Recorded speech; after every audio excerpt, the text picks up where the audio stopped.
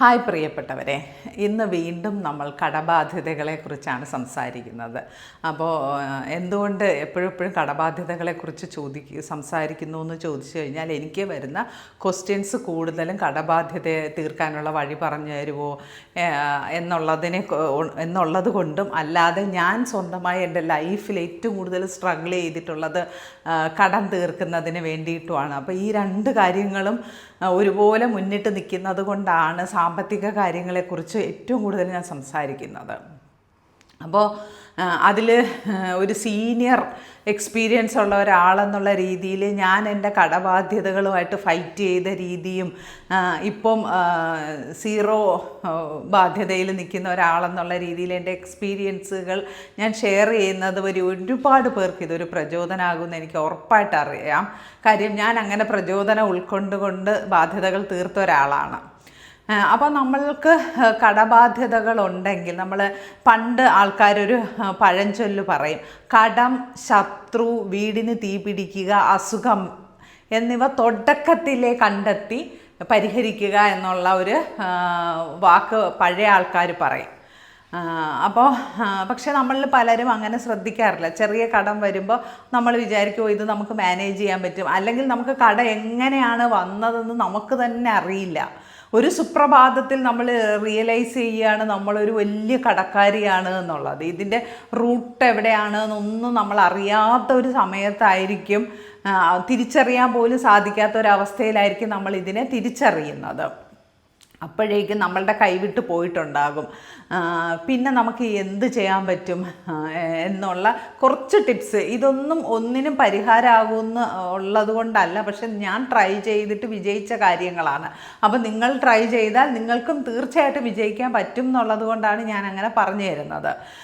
അപ്പോൾ നമ്മൾ ആദ്യമായിട്ട് എന്താ ചെയ്യേണ്ടതെന്ന് വെച്ചാൽ, നമുക്ക് കടം ഉണ്ടെന്ന് നമ്മൾ തിരിച്ചറിഞ്ഞു. ഓക്കെ, എനിക്ക് കടബാധ്യത കാരണം നിവർത്തിയില്ല എന്നുള്ള യാഥാർത്ഥ്യം നമുക്കറിയാം. അപ്പോൾ അതുകൊണ്ട് വരുന്ന ഒരു പ്രശ്നം എന്താണെന്ന് വെച്ചാൽ, നമ്മൾ കടം വാങ്ങിക്കുന്നത് ഒരുതരം അടിമത്തം പോലെയാണ്. നമുക്ക് ആൾക്കാരൊക്കെ തിരിച്ചറിഞ്ഞു കഴിഞ്ഞാൽ, നമ്മൾ കടക്കാരിയാണെന്ന് തിരിച്ചറിഞ്ഞു കഴിഞ്ഞാൽ നമുക്ക് നേരെ നല്ലൊരു ആഹാരം, കടയിൽ പോയി നല്ല സാധനം വാങ്ങാൻ പോലും പറ്റില്ല. ആരെങ്കിലും കണ്ടു കഴിഞ്ഞാൽ പറയൂ, ഇത്രയും കടവും വെച്ചുകൊണ്ട് അവളിതാ, നമ്മുടെ നാട്ടിൽ പറയും ചാളയും ചോറും തിന്നുന്നെന്ന് പറയും. അങ്ങനെ ഒരു പഴഞ്ചൊല്ല് പറയും. അതായത് നല്ല ഫുഡ് കഴിക്കുന്നു, ഇത്രയും കടം ഉണ്ടായിട്ട്. അപ്പോൾ എന്തിനും ഏതിനും ആൾക്കാർ നമ്മളെ ശ്രദ്ധിച്ചുകൊണ്ടേയിരിക്കും. പിന്നെ കടക്കാർ, നമ്മൾ കടം വാങ്ങിയിട്ടുള്ള, ഇനി 1 രൂപയെങ്കിലും ആരെങ്കിലും അടുത്തുനിന്നെങ്കിലും കടം വാങ്ങിയിട്ടുണ്ടെങ്കിൽ അവരുടെ ഫ്രണ്ടിൽ ഒരുങ്ങിപ്പോയി നിൽക്കാൻ പറ്റില്ല. നമ്മൾ മനസ്സുകൊണ്ടെങ്കിൽ അവരുടെ മുമ്പിൽ അടിമയായിരിക്കും. അപ്പോൾ എപ്പോഴും കടമെന്ന് പറയുന്നത് ഒരു അടിമത്വമാണ്. അപ്പോൾ അത് തിരിച്ചറിഞ്ഞ് നമ്മൾ മനസ്സുകൊണ്ട് തീരുമാനം എടുക്കണം, ഇതെങ്ങനെയായാലും നമ്മൾ കടം തീർക്കും എന്നുള്ളത് ദൃഢനിശ്ചയം എടുക്കുക. അതിന് ഉതകുന്ന കുറച്ച് ടിപ്സ് ഞാൻ പറഞ്ഞുതരാം. ഒന്നാമത്, നമ്മൾ എപ്പോഴും കടം വന്നു കഴിഞ്ഞാൽ ഈ കടത്തെപ്പറ്റി മാത്രമാണ് ചിന്തിക്കുന്നത്. ഉറങ്ങുമ്പോഴും കടം കടം കടം കടം, ആ ഒരു വാക്ക് നമ്മൾ ലൈഫിൽ നിന്നേ എടുത്ത് മാറ്റുക. കടത്തെക്കുറിച്ച് ചിന്തിച്ചാൽ കടം വരികയേ ഉള്ളൂ. ഒരിക്കലും കടത്തെക്കുറിച്ച് നമ്മൾ ചിന്തിക്കാൻ പാടില്ല. എന്ന് പറഞ്ഞ് നമുക്ക് ചിന്തിക്കാതിരിക്കാൻ പറ്റുമോ? ഇത്രയും കടം വാങ്ങിച്ചിട്ടിട്ട് കടമൊന്നും ചിന്തിക്കുന്നില്ല എന്ന് പറഞ്ഞിട്ട് കാര്യമുണ്ടോ? അങ്ങനെയില്ല. നമ്മൾ അതിനെന്താ ചെയ്യേണ്ടതെന്ന് വെച്ചാൽ, ഒരു നോട്ട്ബുക്ക് എടുത്ത് എല്ലാ കടങ്ങളും ലിസ്റ്റ് ഔട്ട് ചെയ്യുക. നമുക്ക് കൊടുക്കേണ്ടുന്നതായിട്ടുള്ള കടങ്ങൾ നമ്മൾ പ്രയോറിറ്റൈസ് ചെയ്ത് ലിസ്റ്റ് ചെയ്യുക. അതായത് ഇൻട്രസ്റ്റ് ഉള്ള കടങ്ങൾ, ഇൻട്രസ്റ്റ് ഇല്ലാത്ത കടങ്ങൾ, അത്യാവശ്യമായിട്ട് കൊടുക്കേണ്ട കടങ്ങൾ, എന്നാൽ വലിയ അത്യാവശ്യമില്ലാത്ത ബാധ്യതകൾ, ചെറിയ ചെറിയ കടങ്ങൾ, നമുക്ക് ഏറ്റവും എളുപ്പത്തിൽ വീട്ടാൻ പറ്റുന്ന കടങ്ങൾ, വലിയ ബാധ്യതകൾ, അങ്ങനെ നമ്മൾ കടങ്ങളെ തന്നെ കാറ്റഗറി ചെയ്ത് ഒരു നോട്ട്ബുക്കിൽ എഴുതി വയ്ക്കുക.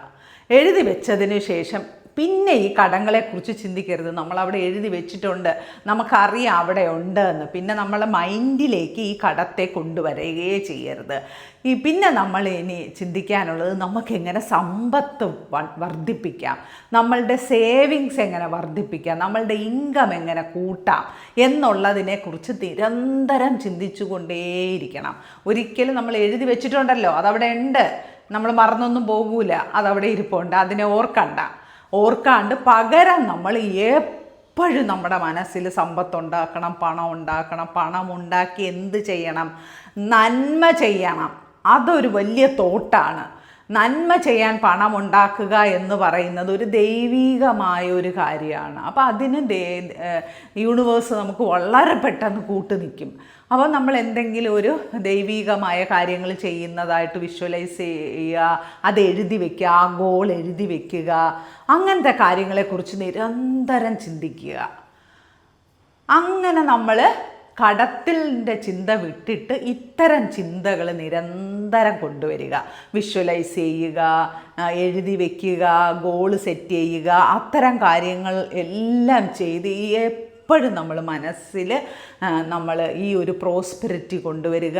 ഇത് നമ്മൾ ആർക്കെങ്കിലും ഗിഫ്റ്റ് പൈസകൾ നമ്മൾ ഗിഫ്റ്റ് കൊടുക്കുന്നതായിട്ട് സ്വപ്നം കാണുക, നമ്മൾ സമ്മാനം കൊടുക്കുന്നു, സ്വർണം നമ്മൾ എപ്പോഴും നമ്മൾ ഇങ്ങനെയൊക്കെ കാണുമ്പോൾ 1,00,000 രൂപ അങ്ങനെയല്ല, ഇമേജായിട്ടേ കാണാവുള്ളൂ. കാര്യം നമ്മുടെ സബ് കോൺഷ്യസ് മൈൻഡിന് ഇമേജ് മാത്രമേ അറിയാവുള്ളൂ, അതിനൊരിക്കലും ഫിഗർ അറിയില്ല. അപ്പം നമ്മളെന്താ, ഒരു കെട്ട് നോട്ട്, എണ്ണമല്ല, ഒരു കെട്ട് നോട്ട്, ഒരു ചാക്കിൽ ഒരു കെട്ട് നോട്ട് നമ്മൾ ആർക്കെങ്കിലും ഗിഫ്റ്റ് കൊടുക്കുന്നു എന്നുള്ളത് നിരന്തരം വിഷ്വലൈസ് ചെയ്യുക. അല്ലെങ്കിൽ ഒരു ഗോൾഡ് കുറേ കോയിൻസുകൾ നമ്മൾ ഇങ്ങനെ വീട്ടിൽ വരുന്നവർക്കൊക്കെ കൊടുക്കുന്നതായിട്ട് നിരന്തരം വിഷ്വലൈസ് ചെയ്യുക. അങ്ങനെ നമ്മുടെ മനസ്സിലേക്ക് അബണ്ടൻസിനെ കൊണ്ടുവരിക. അല്ലാതെ നമ്മൾ ഈ കടങ്ങളെക്കുറിച്ച് ചിന്തിച്ചുകൊണ്ടിരുന്ന കടം കൂടും. അബണ്ടൻസ് ചിന്തിച്ചാൽ അബണ്ടൻസ് കൂടും. നമുക്ക് ഏതാ വേണ്ടേ അത് ചിന്തിക്കുക, നിരന്തരം ചിന്തിക്കുക. കടം വരുന്ന സമയത്തൊക്കെ നമ്മൾ നിരന്തരം അഫർമേഷൻ പറയുക. കടത്തിൻ്റെ ചിന്ത വരുന്ന സമയത്തൊക്കെ ഐ ആം വെൽത്തി എന്നുള്ള കുറച്ച് അഫർമേഷൻസുകൾ നിങ്ങൾ എപ്പോഴും നിരന്തരം പറഞ്ഞുകൊണ്ടേയിരിക്കുക. നമ്മൾ ഡേ ടു നൈറ്റ് നമ്മൾ അഫർമേഷൻസ് പറഞ്ഞുകൊണ്ടേയിരിക്കുക എന്നുള്ളതാണ്. അതിൻ്റെ ഇടയിലേക്ക് ഈ കടബാധ്യതയെ വരുത്തുകയേ ചെയ്യരുത്. അത് ആ തോട്ട് വരുന്ന ആ സ്പോട്ടിൽ തന്നെ ആ തോട്ട് റീപ്ലേസ് ചെയ്ത് നമ്മൾ കുറച്ച് അഫർമേഷൻസ് കാണാതെ പഠിച്ചു വെച്ചിരിക്കുക, അത് നിരന്തരം പറയുക. അതേപോലെ വിഷൻ ബോർഡ് ഉണ്ടാക്കുക. ഒരു വിഷൻ ബോർഡ് ഉണ്ടാക്കിയിട്ട് അതിൽ പണത്തിൻ്റെ ഒരിക്കലും അക്കങ്ങളായിട്ട് എഴുതരുത്. നമുക്ക് ഗൂഗിളിലൊക്കെ സെർച്ച് ചെയ്താൽ, പിൻട്രസ്റ്റിലൊക്കെ സെർച്ച് ചെയ്താൽ പണം, ഒരു കെട്ട് പണത്തിൻ്റെ പിക്ചറ്, സ്വർണത്തിൻ്റെ ഇത് ആഭരണങ്ങളുടെ പല പല ഡിസൈനുകൾ, അങ്ങനെയൊക്കെ ഒരുപാട് പിക്ചേഴ്സ് നമുക്ക് കിട്ടും. അതെല്ലാം നമ്മൾ കോപ്പി എടുത്ത് ഒട്ടിച്ച് നമ്മൾ കാണത്തക്ക രീതിയിൽ വിഷ്വലൈസേഷന് വേണ്ടിയിട്ട് ഉപയോഗിക്കുക. വിഷൻ ബോർഡായിട്ട് ഉപയോഗിക്കുക. അതിലെപ്പോഴും നമ്മൾ നിരന്തരം അത് മാത്രം കണ്ടുകൊണ്ടേയിരിക്കുക. അങ്ങനെ എപ്പോഴും നിരന്തരം നമ്മളെ മൈൻഡിലേക്ക് പണം വരുന്നതായിട്ട് ഇങ്ങനെ പണം വന്നുകൊണ്ടേയിരിക്കുന്ന ഒരു ഫീല് നമ്മളുടെ മനസ്സിന് ഉണ്ടായിക്കൊണ്ടേയിരിക്കുക. അങ്ങനെ നമ്മളുടെ ആ ഒരു കടത്തിൽ നിന്നുള്ള ചിന്തകളെ പരിപൂർണമായി മാറ്റി പണം നമ്മളിലേക്ക് വരുന്നത് ചിന്തിച്ചു കൊണ്ടേയിരിക്കുക. അടുത്തതായിട്ട് നമ്മളുടെ ലിമിറ്റിംഗ് ബിലീഫുകൾ. അതായത് എൻ്റെ പ്രശ്നം അതായിരുന്നു. ഞാൻ ഒരുപാട് ലിമിറ്റിംഗ് ബിലീഫുകളുടെ അടിമയായിരുന്നു. അതുകൊണ്ടാണ് എനിക്ക് ഇത്രമാത്രം കടബാധ്യതകൾ വന്നത്. അപ്പോൾ ആ ലിമിറ്റിംഗ് ബിലീഫുകൾ എഴുതുക. എന്തൊക്കെയാണ് എനിക്കുള്ള ലിമിറ്റിംഗ് ബിലീഫുകൾ, അതിൻ്റെ ഓപ്പോസിറ്റ് അഫർമേഷനുകൾ പറഞ്ഞുകൊണ്ടേയിരിക്കുക. ഇപ്പം എന്നെക്കൊണ്ട് ഇന്ന ഒരു സാധനം വാങ്ങാൻ കഴിയില്ല, എനിക്ക് അതിനൊന്നുമുള്ള നിവൃത്തിയില്ല, എനിക്ക് കാറ് വാങ്ങാനുള്ള നിവൃത്തിയൊന്നുമില്ല എന്ന് പറയുന്നതിന് പകരം ഞാൻ സമ്പന്നയാണ്, എനിക്ക് ഏത് കാറ് വേണമെങ്കിലും വാങ്ങാൻ കഴിയുന്ന അത്രയും സമ്പന്നയാണ് ഞാൻ എന്നുള്ള രീതിയിൽ നമ്മൾ നിരന്തര അഫർമേഷനുകൾ ഇങ്ങനെ പറഞ്ഞുകൊണ്ടേയിരിക്കുക. അഫർമേഷനുകൾ പറയുന്നത് നമ്മളുടെ മൈൻഡിന് ഒരു വിത്ത് വിതയ്ക്കുന്നത് പോലെയാണ്. അത് അവിടെ കിടന്ന് പതുക്കെ പതുക്കെ പതുക്കെ പതുക്കെ വളരും. പിന്നെ അടുത്ത ഒരു പ്രശ്നമാണ്, നമ്മുടെ അടുത്ത ഫ്രണ്ട്സ് തമ്മിൽ കാണുമ്പോൾ, യോ എനിക്ക് ഇത്ര രൂപയുടെ കടയോടി, നിനക്ക് എത്ര രൂപയുടെ കടം, അങ്ങനെ കടങ്ങൾ സംസാരിക്കുന്നവരുമായിട്ടുള്ള കൂട്ടുകെട്ടുകൾ അവസാനിപ്പിക്കുക. വിജയങ്ങൾ പറയുന്നവരുമായിട്ട്, സന്തോഷങ്ങൾ പറയുന്നവരുമായിട്ടുള്ള കൂട്ടുകെട്ട്, അങ്ങനത്തെ കമ്മ്യൂണിറ്റി, അങ്ങനത്തെ വാട്സപ്പ് ഗ്രൂപ്പുകൾ, അതിലൊക്കെ ജോയിൻ ചെയ്യുക. അല്ലാതെ രാവിലെ എഴുന്നേറ്റ് ഓരോരുത്തരുടെ ദുഃഖം ഷെയർ ചെയ്യുന്നവരുമായിട്ടുള്ള കൂട്ടുകെട്ടുകളൊക്കെ ഉപേക്ഷിക്കുക. നമ്മുടെ കടബാധ്യതകൾ തീരുന്നത് വരെ നമ്മളുടെ ഫ്രണ്ട് ലിസ്റ്റ് നമ്മൾ ശ്രദ്ധിക്കുക. നമ്മൾ ഡെയിലി കോണ്ടാക്ട് ചെയ്യുന്ന ആൾക്കാരുടെ ഒന്ന് മനസ്സിലാക്കുക. നമ്മൾ ഫോൺ വിളിക്കുന്നവരാരൊക്കെയാണ്, നമ്മൾ എല്ലാ ദിവസവും സന്ദർശിക്കുന്നത് ആരൊക്കെയാണ്, ആരൊക്കെയായിട്ടാണ് നമ്മൾ നമ്മളുടെ വിശേഷങ്ങൾ ഷെയർ ചെയ്യുന്നത്, അവരുടെ ഒരു ക്വാളിറ്റി എന്താണ്, അവർ നെഗറ്റീവ് ആൾക്കാരാണോ അവർ പോസിറ്റീവ് ആൾക്കാരാണോ എന്നൊക്കെ ഉള്ളത് നമ്മൾ തിരിച്ചറിയുക. നെഗറ്റീവ് ആൾക്കാരാണെങ്കിൽ പൂർണ്ണമായിട്ട് അവരായിട്ടുള്ള സഹകരണം ഒഴിവാക്കുക. കാര്യം നമുക്ക് നെഗറ്റീവ് ആൾക്കാരുമായിട്ട് സഹകരിച്ചാൽ ലൈഫിൽ കടബാധ്യത തീരില്ല. അപ്പം അറ്റ്ലീസ്റ്റ് നമ്മുടെ ബാധ്യതകൾ തീരുന്നത് വരെ എങ്കിലും നമ്മളിവരെ ഒഴിവാക്കുക. നമുക്ക് എല്ലാ ബന്ധങ്ങളും നെഗറ്റീവാണെന്ന് പറഞ്ഞ് ഒഴിവാക്കാനൊന്നും പറ്റില്ല. പക്ഷേ ഒരു ബൗണ്ടറി സെറ്റ് ചെയ്ത് ആ ബൗണ്ടറിക്ക് പുറത്ത് അവരെ നിർത്തുക. ആ ഒരു രീതിയിൽ നമ്മൾ വിജയികൾ ആരെങ്കിലും ഉണ്ടെങ്കിൽ അവരൊക്കെ ആയിട്ട് കൂടുതൽ മിങ്കിൾ ചെയ്യാൻ ശ്രമിക്കുക. അതേപോലെ പണം ഉണ്ടാക്കിയ ആൾക്കാരുടെ ജീവചരിത്രം വായിക്കുക. പൈസ ഉണ്ടാക്കിയ ആൾക്കാരുടെ ഈ യൂട്യൂബിലൊക്കെ ഇഷ്ടം പോലെ ആൾക്കാർ അവരുടെ ചരിത്രം പറയുന്നുണ്ടാവുമല്ലോ. അങ്ങനെ പൈസ ഉണ്ടാക്കിയ ആൾക്കാരുടെ കഥകൾ കേൾക്കുക, അവർ ഗോ ത്രൂ ചെയ്യുന്ന അവരുടെ ലൈഫ് സ്റ്റൈല് ശ്രദ്ധിക്കുക. അത്തരം കാര്യങ്ങളൊക്കെ എപ്പോഴും നമ്മളെ മൈൻഡിലേക്ക് ഇട്ട് കൊടുക്കുക. എപ്പോഴും വിജയികളുടെ, പണക്കാരുടെ, അവരുടെ ചരിത്രങ്ങൾ, അവരുടെ ശീലങ്ങൾ, അവരുടെ കഥകൾ, അത്തരം കഥകളിലൂടെ നമ്മൾ തുടർച്ചയായിട്ട് പോകുന്നത് നമ്മുടെ മൈൻഡിന് പണക്കാർ നല്ലവരാണ് അല്ലെങ്കിൽ പണം ഉള്ളതാണ് നല്ലത് എന്നുള്ളൊരു തോട്ട് വരും. നമ്മളുടെ ചിന്ത എന്താ? പണക്കാർ മോശമാണ്, പണക്കാർ ദുഷ്ടന്മാരാണ്. പണത്തെക്കുറിച്ചുള്ള നെഗറ്റീവ് ബിലീഫ്സ് ഒരുപാട് നമുക്കുണ്ട്. അത് നമ്മുടെ കുഞ്ഞിലേ തൊട്ട് നമ്മുടെ വീട്ടിലൊക്കെ കേട്ട് വളരുന്നത്. പണക്കാരുമായിട്ട് കൂട്ടുകൂടരുത് അല്ലേ? അതൊക്കെ തെറ്റാണ്. ഒരിക്കലും അങ്ങനെയല്ല, തിരിച്ചാണ്. അതൊക്കെ തിരിച്ചാണ് നമ്മൾ പറയേണ്ടതും ചെയ്യേണ്ടതും തിരിച്ചാണ്. ഇപ്പോൾ പണത്തെ കൂട്ടുകൂടാതെ പണക്കാരെ കൂട്ടുകൂടൂല എന്ന് പറയുമ്പോൾ പണം പിന്നെ നമ്മുടെ കൂടെ വരുമോ? പണം ഉള്ളത് കൊണ്ട് ആ ആളുടെ എന്ത് കുറ്റമാണ് അയാൾക്കുള്ളത്? പണമുണ്ട്. അപ്പോൾ പണത്തിന് മനസ്സിലാവില്ലേ, ഞാനുള്ളത് കൊണ്ട് എൻ്റെ കൂടെ അവൾ കൂട്ടുകൂടുന്നില്ല, എന്നാൽ ഇവളെ കൂടെ ഞാനും കൂട്ടുകൂടുന്നില്ല എന്ന്. അപ്പോൾ അത്രയേ ഉള്ളൂ. പണമുള്ളവർ നന്മയുള്ളവരാണെന്ന് നമ്മൾ വിശ്വസിക്കണം. കാര്യം പണം നന്മയാണ്, പണമുള്ളവർ നന്മയുള്ളവർ അല്ലേ? അങ്ങനെ വിശ്വസിക്കണം. പക്ഷെ നമ്മൾ തിരിച്ചാണ്.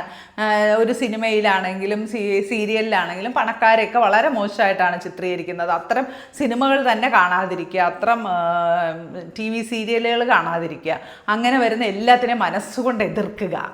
പണത്തെ നെഗറ്റീവ് പറയുന്ന എല്ലാ കാര്യങ്ങളെയും മനസ്സുകൊണ്ട് എതിർക്കുക. അപ്പം മനസ്സിനൊരു ബിലീഫ് സിസ്റ്റം പുതുതായിട്ട് വരും. പണം നന്മയാണ്, പണമുള്ളവർ നന്മയുള്ളവരാണ് എന്നുള്ള ഒരു ബിലീഫ് സിസ്റ്റം പുതുതായിട്ട് രൂപം വരാൻ അത് ഹെൽപ്പ് ചെയ്യും. പിന്നെ നമുക്ക് അടുത്തൊരു ശീലം വരേണ്ടത് കടം കൊടുക്കേണ്ട ടൈമിൽ കൊടുക്കാൻ ശീലിക്കുക. ചിലരൊക്കെ ഉണ്ടാ നാളെയല്ലേ ഡേറ്റ്, 2 ദിവസം കഴിഞ്ഞു കൊടുക്കാം.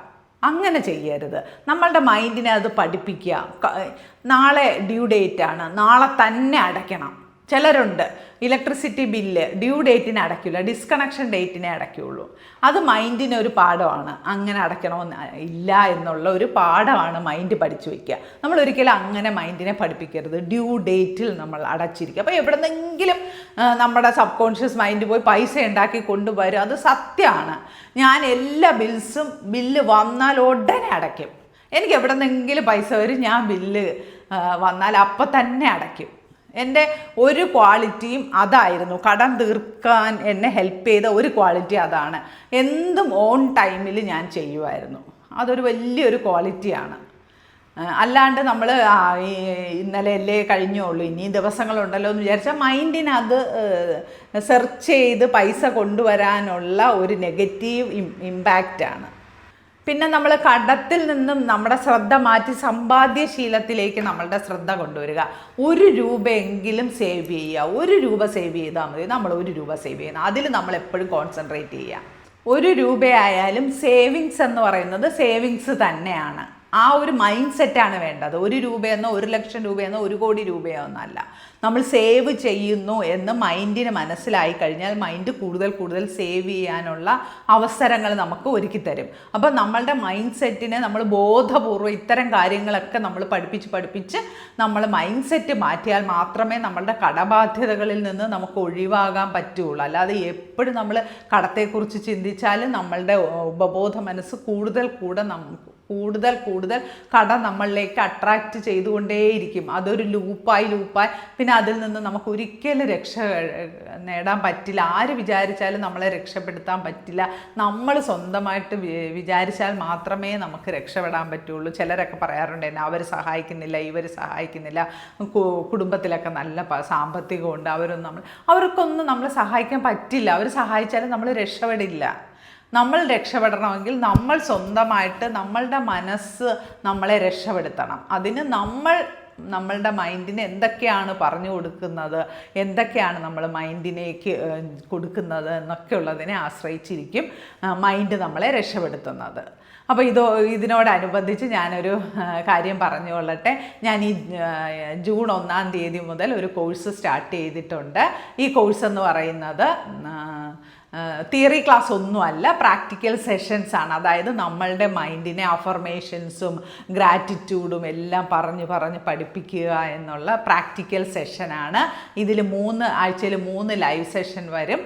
മൺഡേ, വെനസ്ഡേ, ഫ്രൈഡേ ഈവനിങ്ങിൽ 9 മണി മുതൽ 10 മണി വരെ 1 മണിക്കൂർ നമുക്ക് കൂട്ടായിട്ട് ഹോപ്പനോപ്പനോ പ്രേയറും എല്ലാം ഒൺലി പ്രാക്ടിക്കൽ സെഷൻസ് ആണ്. തിയറി ഒന്നും ഉണ്ടാവില്ല. തിയറിയൊക്കെ ഞാൻ യൂട്യൂബിൽ പറയുന്നുണ്ട്. വേറെ പ്രത്യേകിച്ച് തിയറി ഒന്നും എനിക്ക് പറയാനില്ല.